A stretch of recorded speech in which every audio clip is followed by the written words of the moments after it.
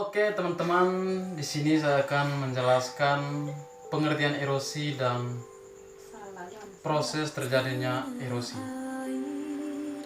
Oke, langsung saja ke penjelasannya. Oke, kita tahu dulu bahwa pengertian erosi itu sendiri yaitu bisa dipahami sebagai proses pengikisan yang terjadi di permukaan bumi akibat air, angin, ataupun es. Jadi, pada intinya erosi adalah proses pengikisan lapisan permukaan bumi.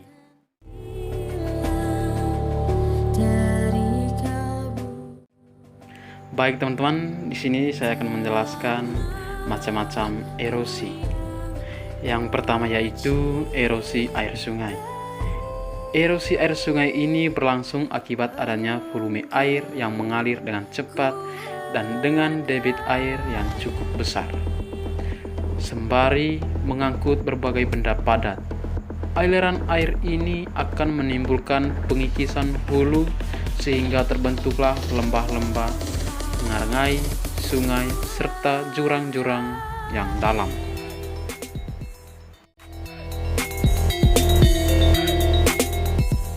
Dan yang kedua, erosi air laut. Erosi air laut ini lebih sering dikenal sebagai abransi.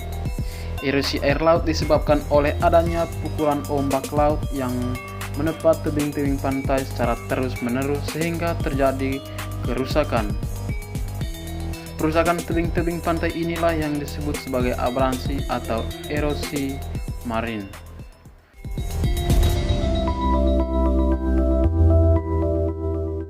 Yang ketiga yaitu erosi es atau glester. Es yang dimaksud di sini lebih sering dikenal sebagai glester. Erosi es ini terjadi ketika tumpukan es bergerak secara berlahan ke bawah kemudian mengikis lembah-lembah yang ada di pegunungan. Adanya arus es yang mengalir ini disebut sebagai glester. Karena erosi yang terjadi disebabkan oleh tenaga es, maka erosi es ini juga disebut sebagai ekstrasi. Hasil endapan yang diendapkan dalam proses ini disebut sebagai moraine.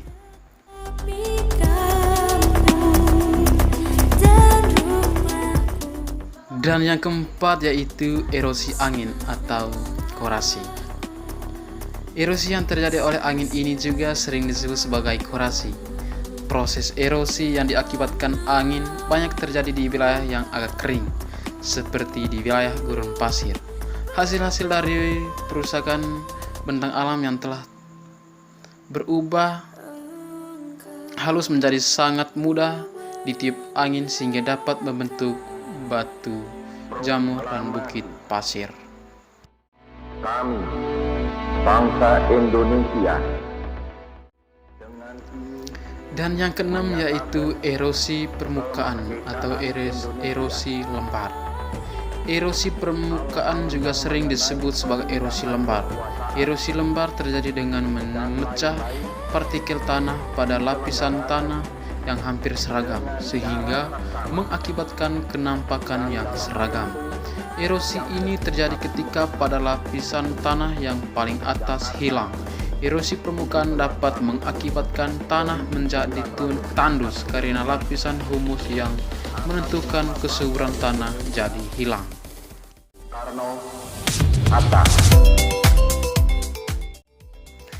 Dan yang kelima yaitu erosi percik atau spalk erosion. Erosi percik adalah jenis erosi yang berupa percikan tanah halus yang terjadi karena tetesan air hujan ketika memercik pada batuan atau tanah.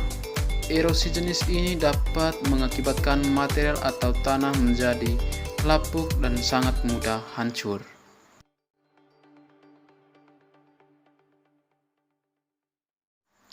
Yang ketujuh yaitu erosi alur atau rail erosion. Erosi alur merupakan jenis erosi yang terjadi karena adanya pengikisan tanah sehingga mengakibatkan alur-alur yang serah dengan kemiringan pada lereng. Alur-alur yang dihasilkan umumnya memiliki kedalaman 30 cm dan lebar kurang dari 50 cm. Erosi alur sangat mudah dikenali karena bentuk penampakannya yang seperti alur di wilayah lereng-lereng pegunungan. Selain itu, erosi alur lebih sering terjadi di tanah-tanah yang baru saja diolah.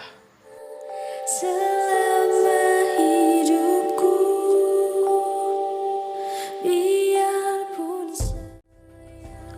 Yang kedelapan yaitu erosi parit atau gully erosion.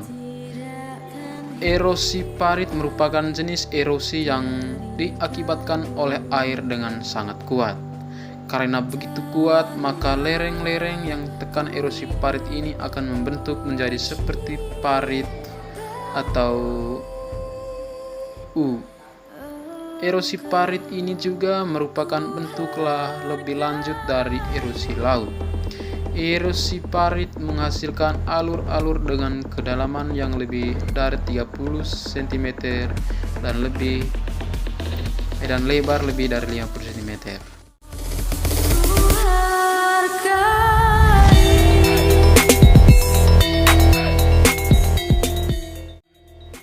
Yang kesembilan yaitu erosi tebing sungai atau stream bank erosion. Erosi tebing sungai terjadi ketika lembah sungai jadi bertumbuh lebarnya, yang dikarenakan adanya pengkisan pada dinding sungai atau erosi lateral. Umumnya erosi tebing sungai terjadi pada daerah aliran sungai atau das.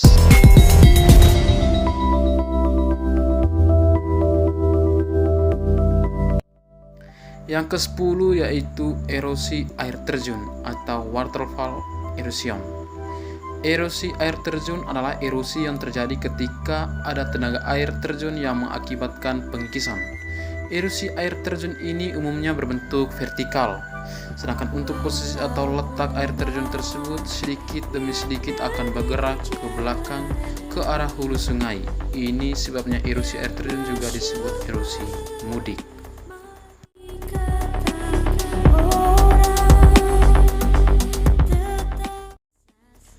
Baik teman-teman, mungkin itu saja pembahasan mengenai pembahasan erosi. Semoga bermanfaat. Sekian dan terima kasih.